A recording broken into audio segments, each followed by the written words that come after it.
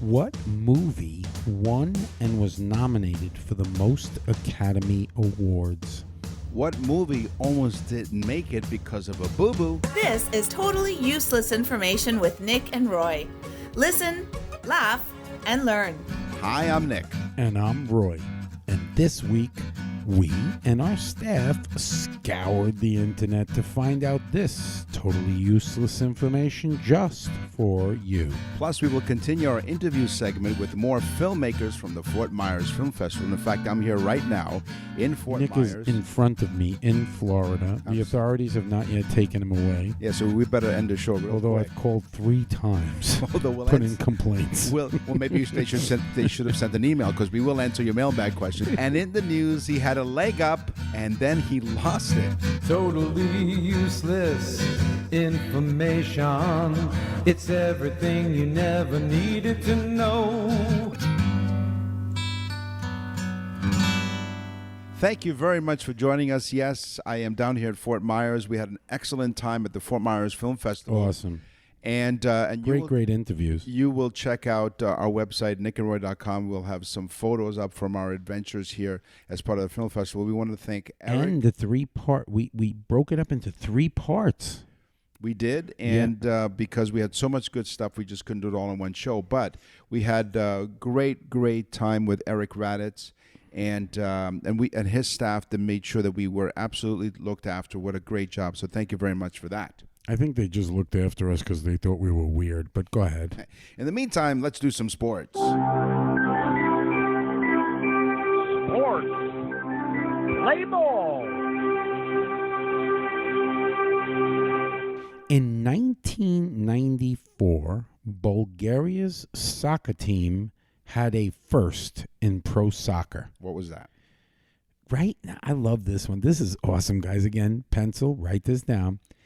Every player on the team, their last name ended in 2 letters, O-V. No, really? Yes.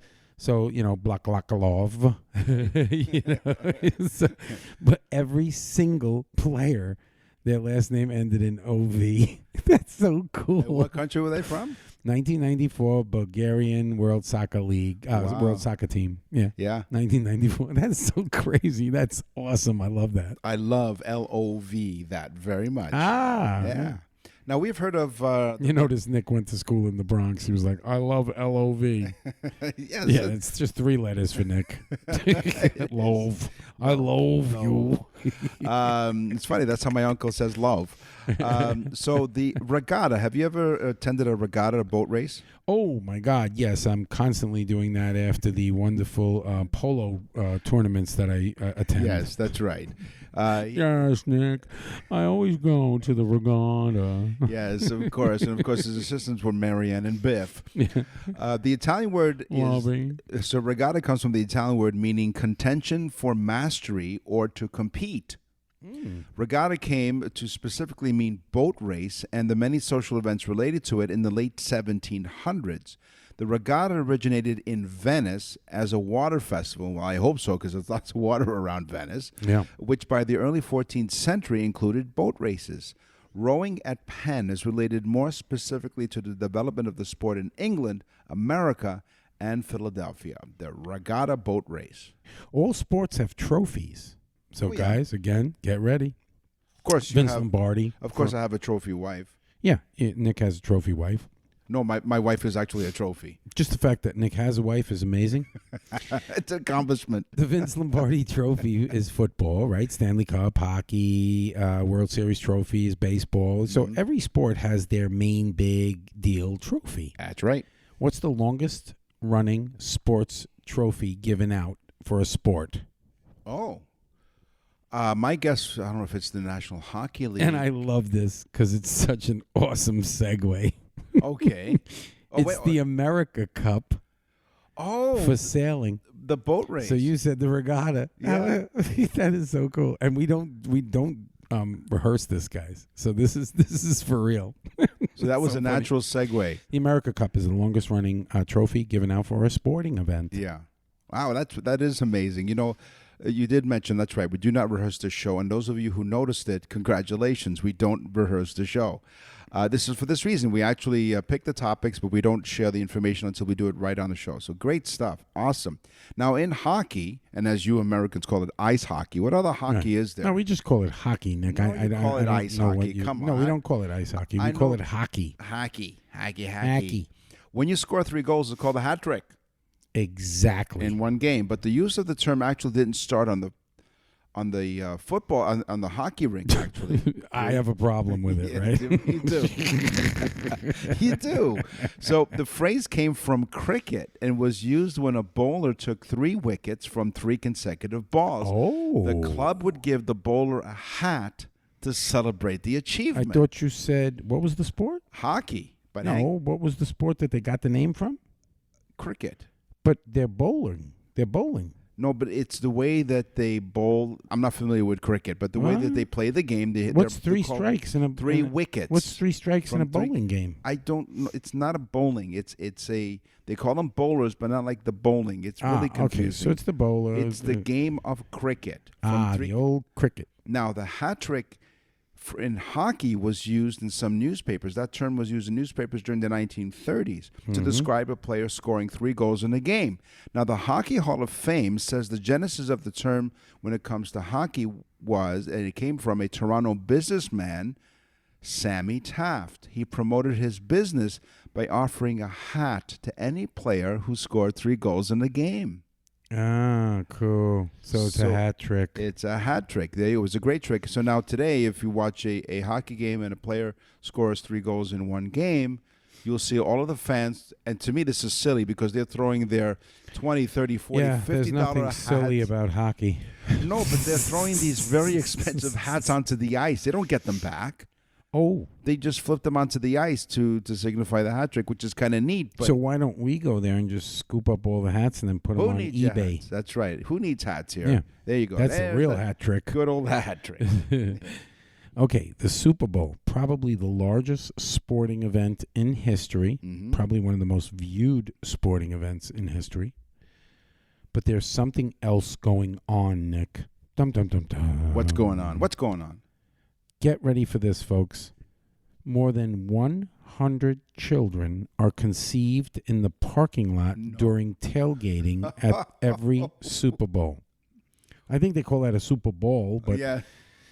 can you imagine this? They're having sex in the parking lot of the Super Bowl. Again, it must be like, when they have sex on a plane and do the Mile High Club. Yeah. They must be like, come on, let's have sex during the Super Bowl.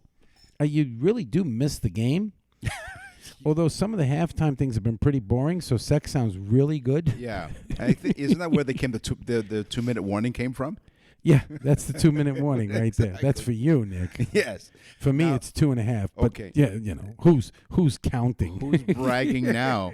Now, you said tailgating, and once again, we do not rehearse the show. Don't tell me. My next sporting event is about tailgating. Oh my God! The theory of tailgating is that the Green Bay Packers coined the term tailgating in 1919, and that's when the term began to be used and associated with modern-day American football.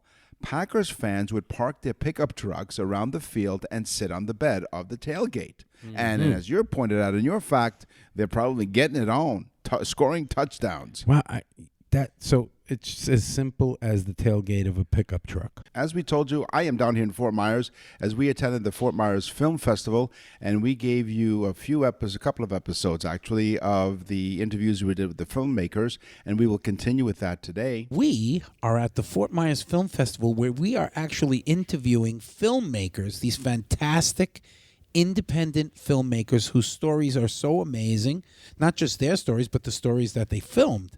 So we have today Catha, that's Caytha, Catha. Interesting. Does she have a last name? No, she's like Madonna. Oh, I see. Oh, And okay. Cher. Cher. Right, All right. exactly. Awesome. Yeah, and Roy. Yes.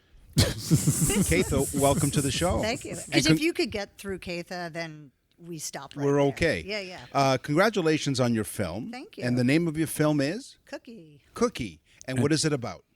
Well, it is it's a short film that's a scene from an off-Broadway play. We'll put a pin on that. Okay. But it's about a suburban mom who's kind of depressed, discovers something Well, she's kind of into Oreos and then discovers something interesting that her husband's been watching on the computer that sort of changes how her mood is. Right. By the way, when people take apart the Oreos, people think there's a scientific method as to which side of the filling, which side of the cookie the filling will go on.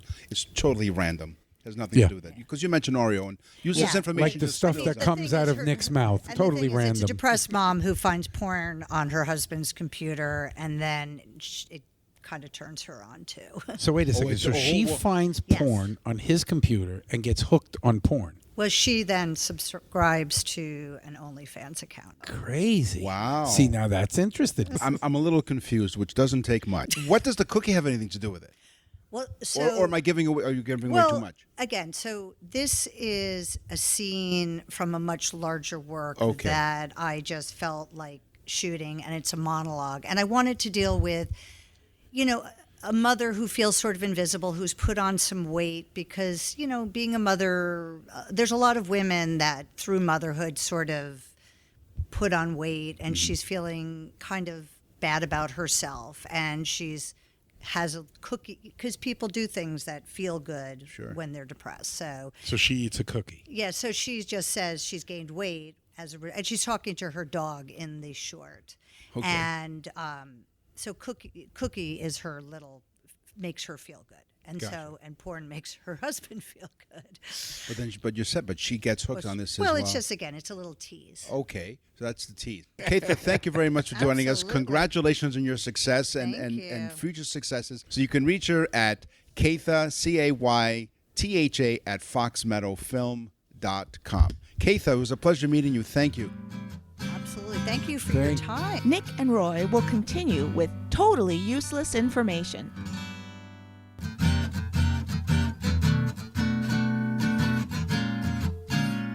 We're back with totally useless information with Nick and Roy. Listen, laugh, and learn. It's not very often Nick is right in front of me. Sorry about that. I know. We did. But we had a great time. Eric Raditz and the staff at the Fort Meyers Film Festival, absolutely amazing job. Everyone had a great time. We spoke to a lot of very interesting people. Really good people. Really great show. A lot of fun. Nick and Roy standing under a street lamp. Fog's as thick as peanut butter. They're talking totally useless, I tell you, useless information about the movies. She does such a great job. The voice lady, she does an amazing job. It's like useless, I tell you. Useless. Why couldn't you send her down here and you stay in Canada? Because I don't know what she looks like. We just go by email. I don't know what she extremely looks like. Attractive. How do you know that? You don't know I've seen anything. pictures of her. Yeah, you don't. That's the picture she said she looks like. But she should be in the movies. She is. Hey, how about Aliens, the Alien franchise? How about Aliens? How about Aliens? Speaking of a bad segue, while the Alien franchise swaps in with different androids, every installment, there's an interesting consistency to them. Right. Okay? They go in alphabetical order. The Aliens? Ash, Bishop, Carl, and most recently, David. Cool. So the Alien franchise movies swap all the different androids. Yeah, the first one was a pain in the ash. That's right, it was. And they are in alphabetical order. Wow. Cool. That's a cool fact. Exactly. It's a quarter of a century since the movie Titanic, so this is my teaser. Mm-hmm. No film has won more Academy Awards. I believe one is tied. 11. 11 Academy Awards were won by Titanic. Wow. But no film has ever been nominated for 14. It was nominated in almost every major category. Ah. Amazing. 11 out of 14. What a night. It was amazing. It's amazing how the ship went down, but they won all those awards, What did James Catastrophe, and they won awards for that. They did. I think James Cameron, if I remember this correctly, James Cameron said when he did win the award, he goes, I had this sinking feeling I was going to win. I don't think he said that, but go ahead. Hey, one at a time, please. The two instant classic pseudo-westerns of 2007, they are There Will Be Blood and No Country for Old Men. They were filmed in Marfa, Texas at the same time, which created issues when it came to a pyrotechnical test for There Will Be Blood. It created such a huge smoke cloud that it got into the shot of No Country for Old Men. Amazing. So Joel and Ethan Coen had to wait for it to dissipate before they got back to shooting No Country for Old Men. That is insane. Yeah. So they shot two movies at the same time on one set. And when they blew something up in There Will Be Blood, the smoke lingered and they had to wait because it made no sense in No Country for Old Men to have that in their scene. Actually, the directors thought that the old men had farted. That's right. This big dust cloud. He farted dust. A life-size version. These are about Titanic, by the way. Okay. A life-size version of the ship was built on set. Oh. So think about the Titanic was a huge ship. A life-size half version was built so they could film it running down the side of it, you know? Yeah. It was built for $20 million at the time. That's a quarter of a century ago. $20 million was a lot of money.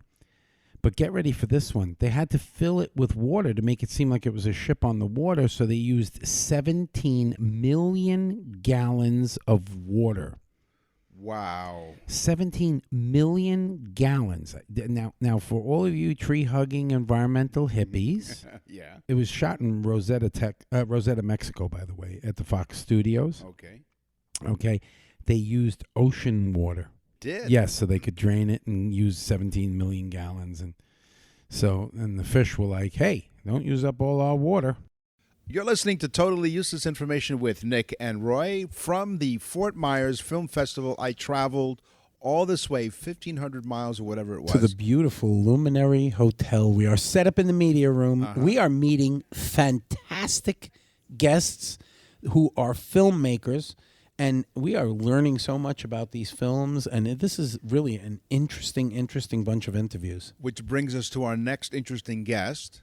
Marshall Thurman. Marshall Thurman is from Long Island City, New York, and she is representing Hindsight Entertainment. Perfect. With a new film out called Black, White, and Grays. And the Grays. And the Grays. And the Grays. It is a feature film, which is awesome. Awesome. And so, hello. Hi. Welcome to the show. Do you like what we did to the studio? Yeah. Looks great. We ask everybody that. They don't know how to answer that. Don't worry about it. It's okay. It beats our last studio, which was a parking lot. Yeah. You know. Well, congratulations on this film. Thank you. What kind of reception have you gotten so far? It's been really great. We've gotten into about 10 film festivals all throughout the U.S., and at almost all the festivals, we've either been nominated or won awards, so either audience awards or best of the festival. So that's just been amazing, something that we didn't even expect, but audiences have really, really embraced the film. When she says that to people that don't understand the film festival circuit, the people that view these films get to vote on them. And so the audience votes are better than, to me, the juror votes and things like that, because the juror votes could be swayed anyway, you know, but the audience votes, to me, is where it counts. Yeah. And so when you're winning the audience prizes, it's so much better than the It means nonsense. a lot. It does. We've won it at does. three festivals. Our very first festival, we premiered at the Sedona International Film Festival Big in festival. February, of 2022. And yes, we won audience choice for that and got a standing ovation at one of our screenings. So I mean, I was blown away because we didn't know. We didn't know. I mean, we love the film, but you don't know. Right, and of we're course, gonna you're right. take Yeah, it. of course, you wanted that feedback Right. from the audience. So, how long is the film? The film is 1 hour and 39 minutes. Yeah, because you got to go over 21 to 20 something. What is it about?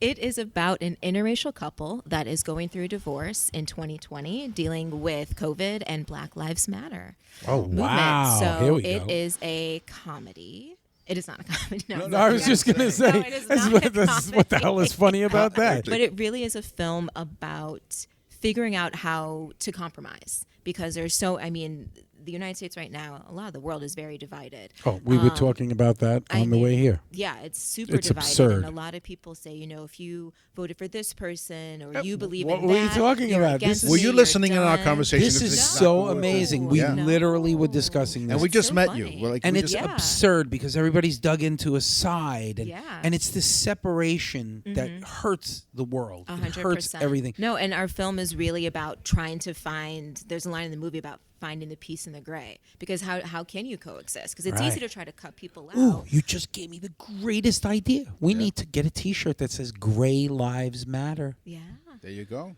There Awesome. You go. You're welcome. Perfect. We're on it. Perfect. Fantastic. I'm on that. I'm doing that. What was the inspiration? I don't know. It sounds like a cliche question, so I yeah. apologize. What inspired you to come up with a storyline like this? Yeah, so me and Casey Nelson, we co-wrote this, and it was his idea originally. We had met in an acting class in Atlanta, and it was actually one of our mutual friends who was going through a divorce. And he was kind of forced to quarantine in his house because lawyers were saying, well, if you leave during COVID, like, you know, the wife might say that you're, you know, neglecting You the child and abandoned, all right? this You stuff. abandoned, right? So he kind of took that as inspiration and said, well, what if we make it an interracial couple? And then you add the layer of like Black Lives Matter on top of it. And Which one is black, the male or the female? Me. Okay. So I'm in it, yeah. Oh, so you're the female, yeah, so is me the black. and Casey right. co-wrote, Right. co-directed, and were co-lead. Right. Yeah, and so we decided just to hold hands together and create this film. Films is one of the mediums that you really touch people's emotions. Yes. I come from the radio world, and radio is an emotional sort of industry. People cry when they hear Nick. Yeah, they do. They do. Especially this show. Well, this has been such a treat. Thank you for joining us today, Thank you Marshall. for Marshall having me. Thurman, Black, White, and the Grays, a feature film. How could people get in touch with? Like, you have a website? Yes, so we have a website. It's www.blackwhiteandthegrays.com. It's GREYS.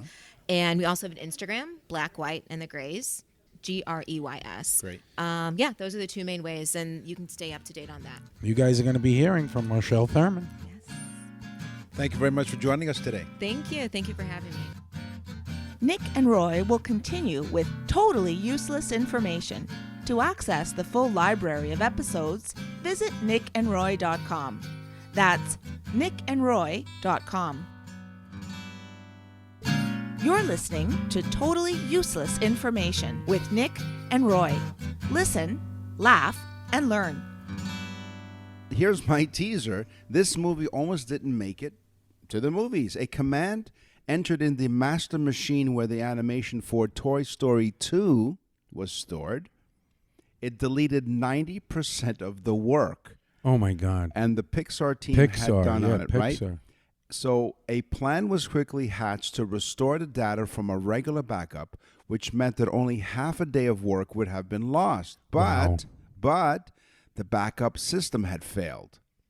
Oh, my God. So Pixar incredibly did not have a copy of Toy Story 2 on its servers. Yeah. It was to infinity and beyond. It was almost beyond. But fortunately, because you're thinking, wait a minute, well, I did see Toy Story 2, so what happened? I didn't, Nick. I don't know why you as an adult male would watch it, but Fortunately, the film's technical director had a copy she'd been working on from home, and much of it was restored.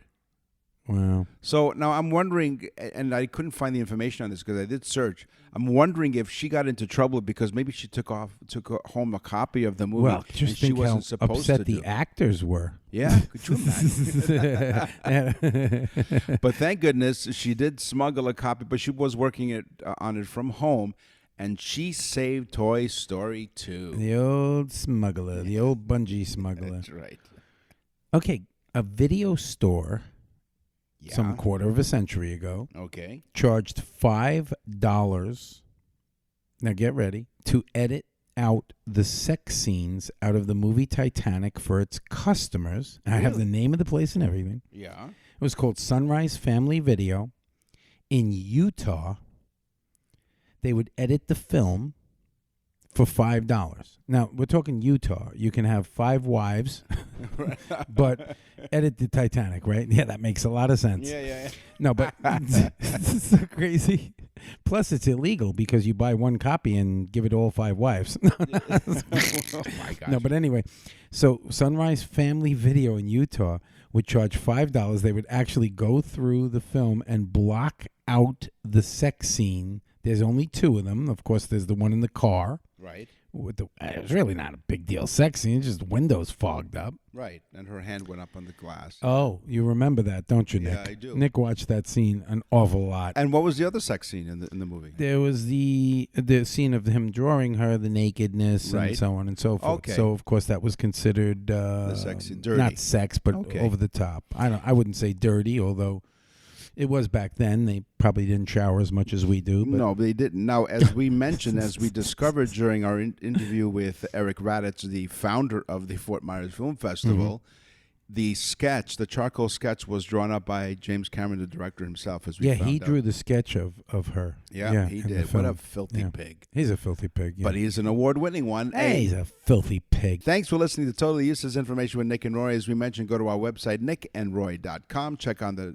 Nick and Roy store. Check out all the wonderful stuff. And you can go to our website to send us an email. What's in the mailbag? What's in the mail? 3, 2. Frank from Wichita, Kansas writes, "We are really big fans of your show. We are really excited because we ordered one of your birthday messages and can't wait to hear it. I've heard so many great things about it. I was wondering if you can help me find out where the Witness Protection Program came from and how it started. Thanks. By the way, my name really is Frank, and I really am from Wichita, Kansas." Okay, well, thank you, Frank, for the email. And here is the information about witness protection. It was Gerald Scher. He created WISTEC, or commonly known as the Federal Witness Protection Program, in the mid-1960s. He was the Which is why I'm in Florida. Yeah, but the thing is, you never changed your name. Yeah. He was attorney in charge of the intelligence. That wasn't you. In charge of intelligence and special services unit of the organized crime and racketeering section of the U.S. Department of Justice. So there you go, Frank. That's Cool. the Witness Protection Program, and thank you for your email. You're listening to Totally Useless Information with Nick and Roy, a very special edition, a special episode, as we are from the Fort Meyers Film Festival at the Luminary Hotel. Isn't this fun? This is such a great It's time. a lot of fun.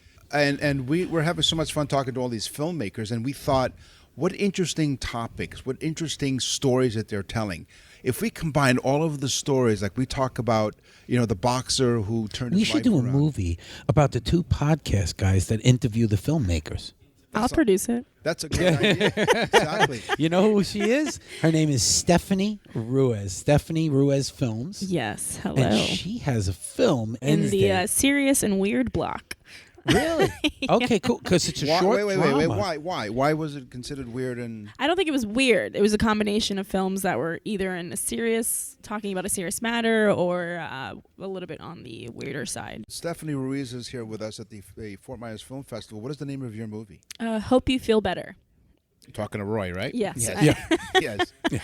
Talking to a large audience, but yes. Okay, Hope what is You the Feel- movie about? It's a cool title, first of all, because you hear that all the time. Hope you feel better. So you were talking Yes. about a sick person in the movie? It's a short drama. It follows this young woman. Her name's Christina Ramos, and we're going back and forth from past to present, and she's fighting a civil court case. We lead up to the incident and the final verdict to see who is guilty. And this is true story? This is based off of a true story, but with an wow. alternate, Surprise ending that you like so much about? well, I didn't want it to be so straightforward. I want it to be open-ended in the sense that it could be relatable to anybody, and that's why I named it Hope You Feel Better. That's kind of my message. Okay. So it does have some relevancy to my life, but it was more of a what if situation. What if I did take my situation to court? Like, this was my fear. Like, what if, Right. Sure. So I didn't do anything about anything. So I just wrote about it, and I came up with this film. How did you come up with the story? Is it based on a true story? Is it a personal experience or someone you know, or where did you get the story from? It was a personal experience in a workplace environment, and between a manager and myself. And I didn't really know how to go about the situation, so I just wrote. And my passion for filmmaking, I work in the TV and entertainment industry.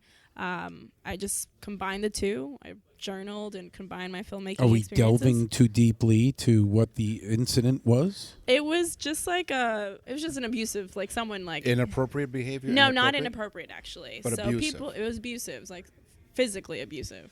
And Wow. Oh. yeah. Okay. Yeah, So not just verbal, which is Wow. bad enough, yeah, but physical. someone laid their hands on me, and Wow. yeah, I didn't do anything about it. I was young. I was like scared. I didn't know. I didn't want to really deal with it. Sure, because you're young and you don't know how to handle that situation. Because Yeah. number one, who's going to believe the younger person? Probably the older person. You're making you it know, up. You What do feel you all know, the- right? No, you No, feel yeah, all that's these things. Literal things. You know, even- now you're a little bit older, or this happened very recently. No, this happened about like almost 10 years ago, 8 to 10 years ago. I don't really remember now, but yeah, I was young. And people now still like when they watch it, they still have like they're hesitant about like the actual truth. Sure, because it's hard to come forward. Yeah. But then I also have the other side of it where people have also come up to me and said, you know, I feel exactly like this. And describes my situation to the T. And I am so glad that you're able to share that and relate to me. So I want to say that independent filmmaking, we've discussed it with 3 people now, well, 4 actually, but 3 of them were stories that when they come out, people can relate to these stories. They look at these stories, and like you just said, they'll come out and say, this was the situation, and I never knew that, and I never knew that and I was young, and the same thing like that. And they touch on these subjects and open up these people to experience what they locked away. Right. Hope You Feel Better is a short film Yes. by Stephanie Ruiz of Stephanie Ruiz Films. Now, you live in New York? Yes, I am in New York. I've been there 10 years, but I'm originally from Boston. Oh, cool. So, yeah. You don't have an accent. No, I was an actor. I'm still an actor, but I kept becoming a problem when I Are was you auditioning. lying to us right now? Are you acting? I never would have known. We're the best liars. How do you lose the Boston accent? Because that's a very distinct accent. It was quite difficult. I had to take some classes. I took like voice and diction classes. We're talking with Stephanie with the film Hope You Feel Better. And you can take a look at this at Steph, STEPH, Ruiz, RUIZ.com. And I urge you to go on her site because this is an interesting film. Stephanie Ruiz, thank you very much for your time. Congratulations on your success and looking forward to watching more of your films. Of course, thank you so much for having me. Thank you guys. I appreciate it. Nick and Roy will continue with totally useless information.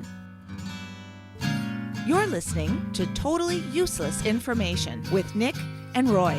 Listen, laugh, and learn. What's in the mailbag? What's in the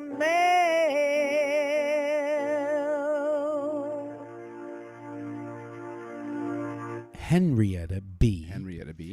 writes, you made Taylor's birthday so special. And I remember the Taylor because Taylor's an odd name to me, but not really, but you know. She writes, I have never, ever in 35 years of marriage seen my husband tear up. It was that bad, Henrietta? No. She said, it was amazing, it was wonderful, and it was worth 10 times what I paid for it. Oh, wow. Thank you, and please, I'm going to put that up as a testimonial so we can begin to charge more. No. And she writes down, you guys are truly special people, and we love your show, and tell everyone about it. So Henrietta B. I know her sister, her twin sister, Henrietta A. Today on the show, I'm going to shoot him. It's legal here in Florida. We all have guns. We are in Florida after all. Today on the show, we talked about sports, and we had our final installment of the Fort Meyers Film Festival with a great time. Thank you, Eric Raditz and staff. You made us feel really, really welcome. And the Luminary Hotel, they made us feel really, really welcome, although they had no idea we were there. And we talked about movies. It's time for the news. And now, from around the corner and around the world, this is TUI News. Dealing with a prosthetic leg is not as easy as people think it is, says I Michael. have what women used to think was a prosthetic leg. Said Michael Williams. He's a resident of St. Louis. He did, ignoring what Roy just said. He said, dealing with an airline that lost your prosthetic leg is even harder. Oh, this is bad. So his name was what? It's Michael Williams. We'll call him Neil. And how would they lose a prosthetic leg?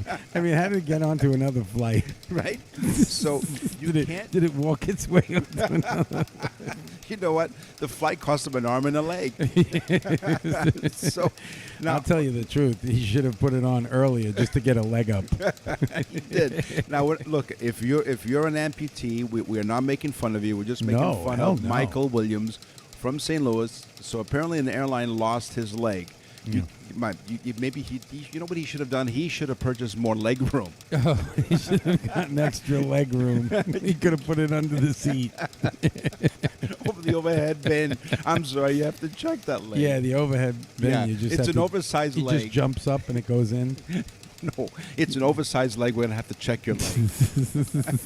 Which is what Roy did in high school for many years. Anyway, you can't do this to somebody that's disabled. Hey, we lost something of yours, but we're not going to pay for it, is what the airline. Now, we're not going to name the airline because it was... Did they find his leg? This all started in 2020. Williams was flying from Indianapolis to Charlotte on his way home to St. Louis. The special-made leg, I put it in my suitcase. I put the sticker on it that says fragile. Oh. I gave it to the young lady at the airline company when I was checking in. When I got to St. Louis Airport, they rolled me downstairs to the baggage claim because obviously it needs a wheelchair. Plus, it wrecked his shoe collection. Good. I'm sitting there waiting for my luggage to come off, and it never comes off, although his leg did come off. Yeah, right. The leg was off already. That's right. The luggage wasn't there. We'll call him Neil. Neil Williams. Oh, no, that's just wrong. It's just wrong. Again, we're not making fun of people who are amputees. Absolutely but this is not. Funny. Neil Williams said he followed all of the airline's delayed and damaged baggage protocols, verifying what was missing and submitting a claim. Yeah, sure. He said he eventually did receive a reimbursement check for $600. $600 is not going to buy you a new leg. When I spoke with the young lady that was handling the claim, she was What, they charged by the inseam? No. So he apparently spoke to the lady who was handling the claim, so handling his leg, apparently. Yeah, she was legging, not handling. She told me that the $600 was used to cover the clothes that you lost. I said, okay, fine, great. Did he charge by the foot? I don't. How'd they come up with $600? We're not sure. They value a leg at $600. Do they have a chart for that? Let's see here. Yeah, prosthetic leg. You know, it's great that it wasn't some sexual aid device. You know, let's see. Prosthetic penis. Now, Neil Williams, when he communicated, all right, his name is not, it's Michael, but when he communicated with the airline but whatever, we're just going to give him other names. That's right. Now, the airline said, we don't have enough proof or evidence to pay for the leg, so we're not going to pay for the leg. Oh, so they're denying to pay for the leg. That's right. So since then, Williams has hired an attorney to negotiate on his behalf. Yeah, Williams hopped over to court. He was, you know what? He was hopping mad. Yes. Oh, my God. He said it cost him between $26,000 or $26,650 to be exact. I was going to say a prosthetic leg got to cost between $15 and $20,000. And the way it fit was truly priceless. Yeah. When you find one that works, that's the one you hold on to. I tend to want to keep my legs. Yeah, right. I like the ones I have. He said he was hoping the airline company would reconsider its ruling and pay to replace the lost leg, not just the $600 for loss of clothing. Yeah. They gave him money for his clothes, but nothing for his leg. Well, maybe was the leg covered or uncovered? It was in a bag, apparently, if he was waiting for it to come off. I would hope that he would just throw the leg on in a non-bag and just put a tag on it that says me. No. And just like his name. fragile. And then out rolls this leg onto the thing, and all the kids are horrified. Mommy, somebody got this bubble. You know. Well, what happened to the rest of the passengers? Was the shoe on it? That's what I want to know. That's what I get out of this whole thing. Was there a shoe on the leg? Because I'm visual. You know, I'm very visual. Was it a dress shoe? Was it a sneaker? We're not sure at this point in time. It's to the point where I don't want to fly anymore. I really feel like if I fly again, I will have to fly with my wheelchair, and maybe they will lose my wheelchair. Well, he's better off flying or driving because walking is clearly out of the question now. You know what I mean? Really? And again, we're not trying to be, what's the word I'm looking for? Critical or nasty towards people that have lost their limbs, because I'm not. I actually feel for these people. It's terrible. Well, we hope that his attorney will get him back. I hope that damn airline pays through the nose or pays an arm and a leg. That's right. No, really, honestly, I hope to. Can we name the airline? No. But what country are we in? We're in the United States Of America. Thank you for of this. America. Of like America. it's like an airline in America, like That's an right. American airline. It's like an American airline company. Right. Thanks for listening. So not that we're going to name the airline. Wink, wink, nod, nod. That's a great airline. Wink, wink, nod, nod. Right. It's yeah. great. You know. So now this poor guy who's an actor, they don't right before he goes on the show, they go lose a leg. It's break a leg. Break a leg. I'm Yeah. sorry. That's right. Exactly. Hey, speaking of breaking legs, Speaking of breaking legs, we're back in the Bronx. we're back in the Bronx. Forget about it. Yeah. That's all the You time. listen to the show, we break your legs.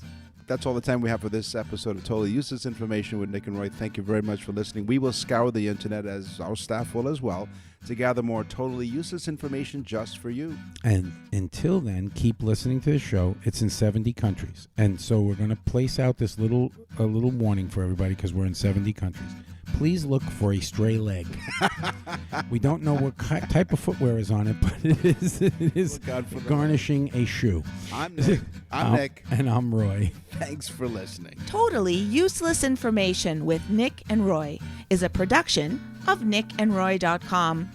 Visit nickandroy.com to access the full library of episodes or wherever you get your podcasts.